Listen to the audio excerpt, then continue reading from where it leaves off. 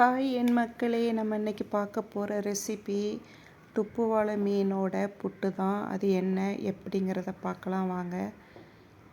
இப்போ நம்மளுக்கு ஃப்ரெஷ்ஷாக கிடச்ச இந்த மீன், இது பேர் தான் துப்புவாழை.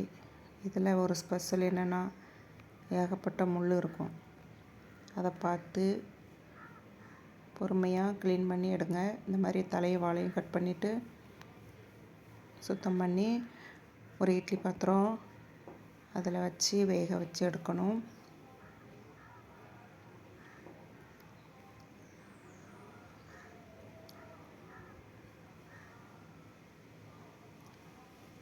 இப்போ நல்லா வெந்துட்டு அதை ஆற வச்சு எடுங்க. முள் வேறு சதை வேறு தனித்தனியாக பொறுமையாக பார்த்து எடுங்க. ஏன்னா நான் சொல்கிறத விட அதை பண்ணும்போது தான் தெரியும் உங்களுக்கு எவ்வளோ முள் இருக்குன்னு. இது போல் எடுத்து வச்சுக்கோங்க. பொறுமை ரொம்ப முக்கியம்.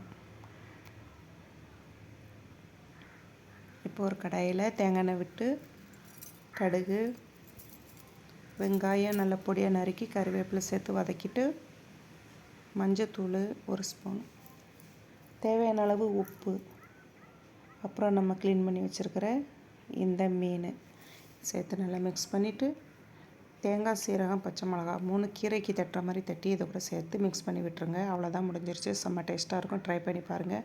இந்த வீடியோ பிடிச்சிருந்தா லைக் பண்ணுங்கள், ஷேர் பண்ணுங்கள், கமெண்ட் பண்ணுங்கள்.